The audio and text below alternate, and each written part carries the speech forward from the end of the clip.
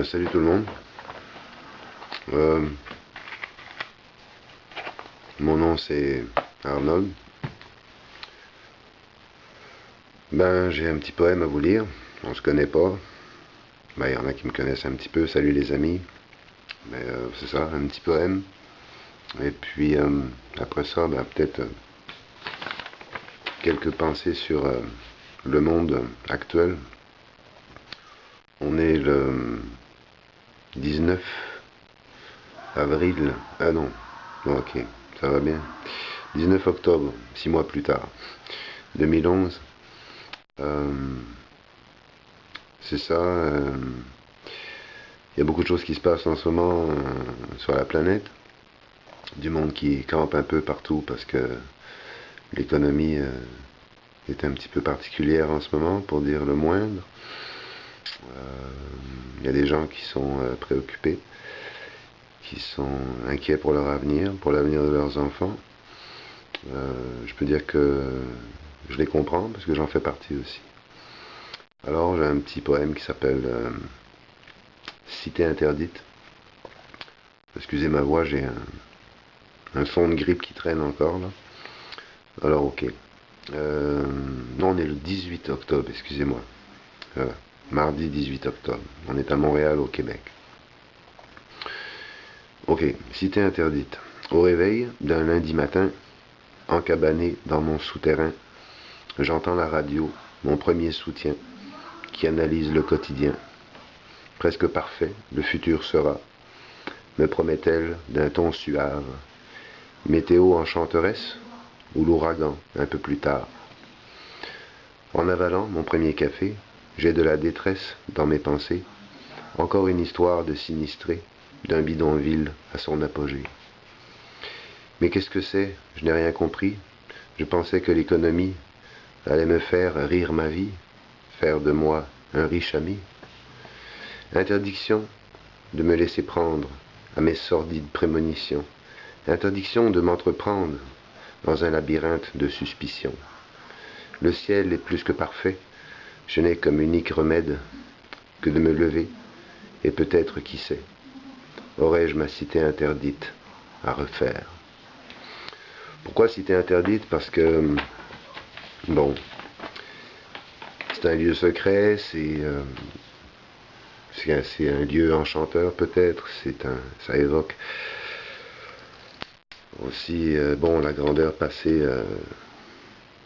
de la culture chinoise, qui est toujours une grande culture, soit dit en passant, mais bon, dans son histoire, la cité interdite, ça peut dire beaucoup de choses. C'est là où les empereurs étaient élevés un peu en retrait de la vie réelle, si on veut.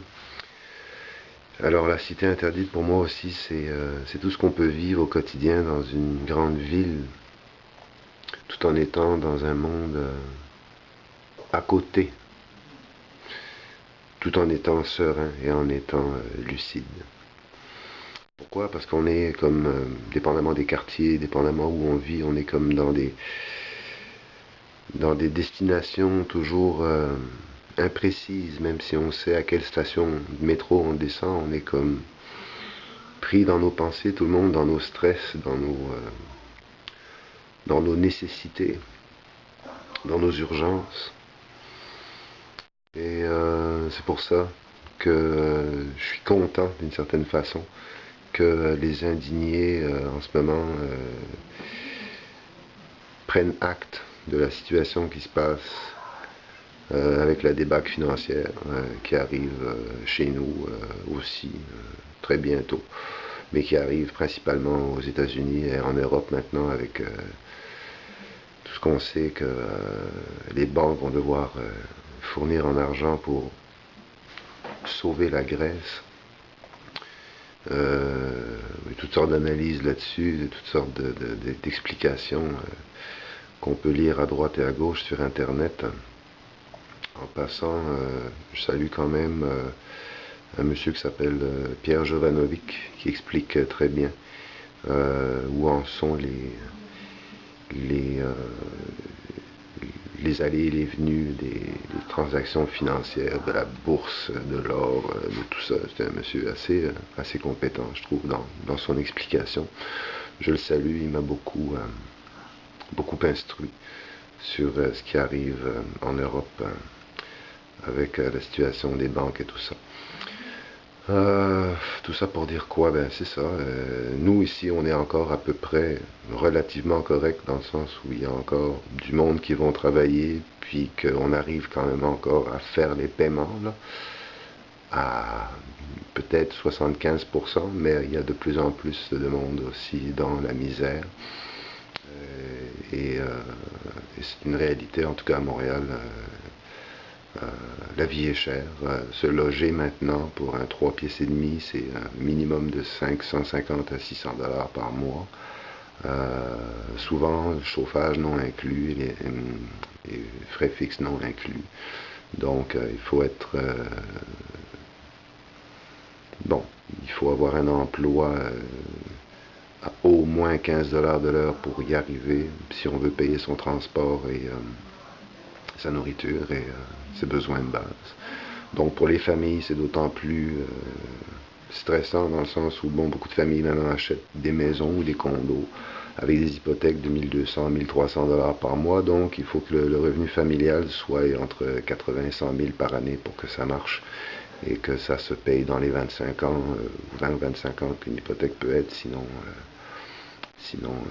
ces familles-là sont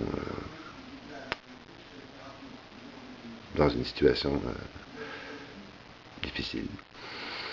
On a beaucoup d'informations contradictoires. On nous dit que l'économie va bien, mais en même temps, ce que je perçois dans mon entourage, c'est que pour ceux qui travaillent, moi j'ai perdu mon emploi, ce dit en passant, maintenant je suis chômeur, alors bon, je m'exprime un peu là-dessus. Là.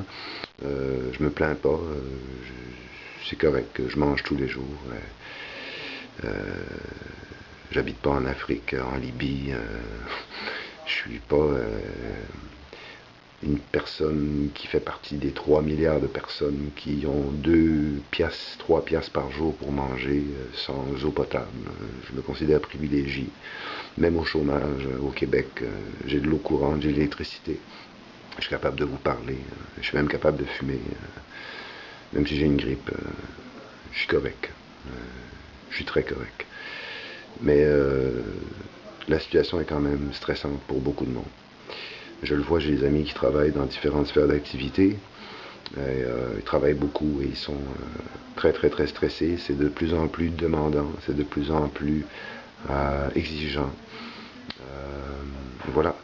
Donc moi je salue les gens qui s'organisent pour essayer de créer un monde meilleur parce que c'est pas vrai que la mondialisation va nous rendre plus capables et plus confortable et qu'on va en avoir plus. Parce que la réalité, c'est que la planète Terre peut donner jusqu'à une certaine quantité de nourriture, de minerais, d'or, de cuivre, de zinc et de richesse, de tout ce qu'on veut, et qu'à un moment donné, il n'y en aura plus.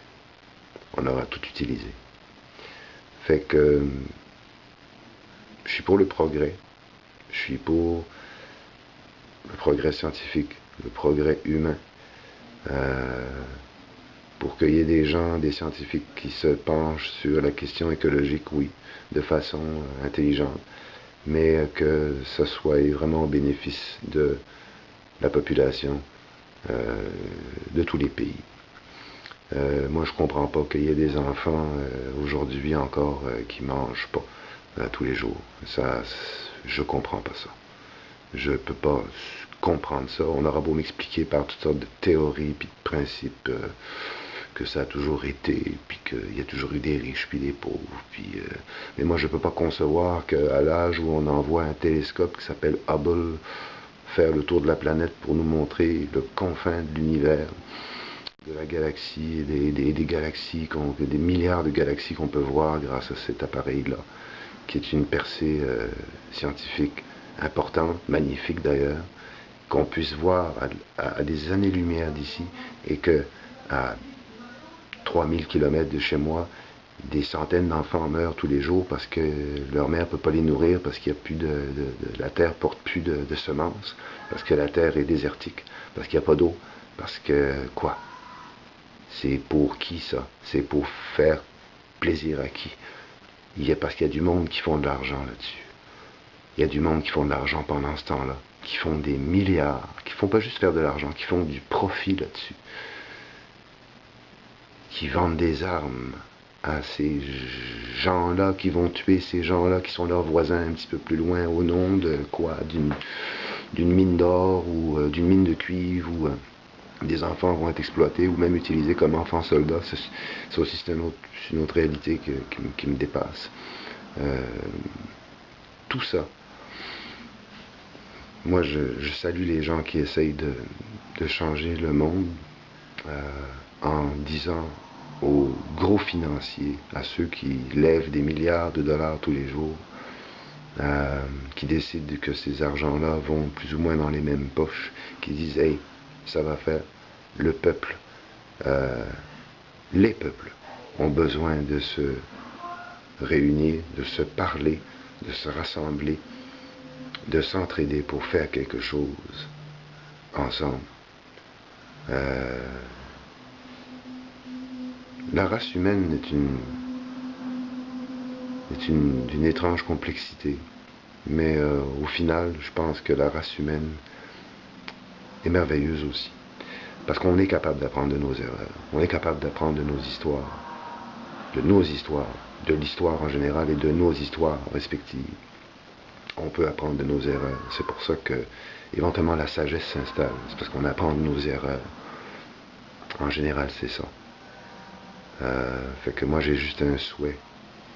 J'en ai plusieurs, mais j'en ai un vraiment. C'est qu'on arrive enfin, que cette crise financière-là serve à rapprocher le monde pour, comme on dit ici chez nous, parler des vraies affaires. Les vraies affaires, c'est quoi? C'est qu'on a besoin de se soigner.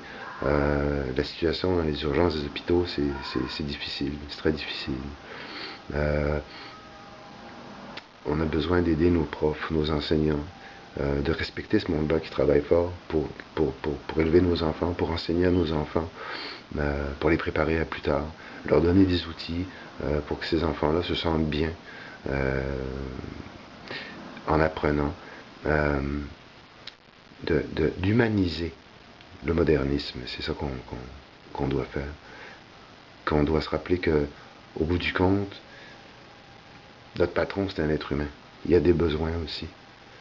Les ouvriers ont des besoins. Les employés qui travaillent dans différents secteurs, on a tous des besoins. Quels sont nos besoins?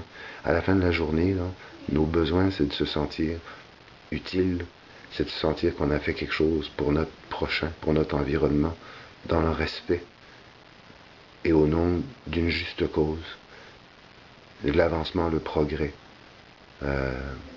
l'amour de notre prochain. L'amour désintéressé. Parce qu'on ne sait pas, un jour, on peut tomber sur le trottoir, puis on est content qu'un étranger nous ramasse, puis « Hey, comment ça va? Je peux-tu t'amener à l'hôpital? As-tu besoin d'aide? » Tu sais, c'est ça. Le reste, c'est qu'on est mortel, puis on va tous mourir un jour. T'sais. Fait que c'est mon message. Puis vive les artistes, les gens qui créent des belles choses, qui font de la musique. Dans mon prochain vidéo, j'essaierai de vous envoyer quelque chose que j'ai fait en musique, parce que, bon, je suis musicien, entre autres, mais pas seulement ça, je suis un rêveur. Je suis un rêveur, je suis quelqu'un qui aime discuter avec le monde. Je suis pas allé à l'école très très longtemps, mais j'ai lu une couple de livres. On parlera peut-être plus de politique la prochaine fois. De politique ou de choses sociales, ou peu importe. Je vais essayer de mettre ça sur YouTube. Puis si je peux avoir des feedbacks de gens qui veulent communiquer avec moi, ben, ça fera plaisir de leur répondre. Ou j'enverrai une autre vidéo après ça. Fait que ça, c'est mon premier essai de ma vie, en fait. Alors, c'est ça. Mon nom, c'est Arnold, A-R-N-O-L-D, comme Schwarzenegger.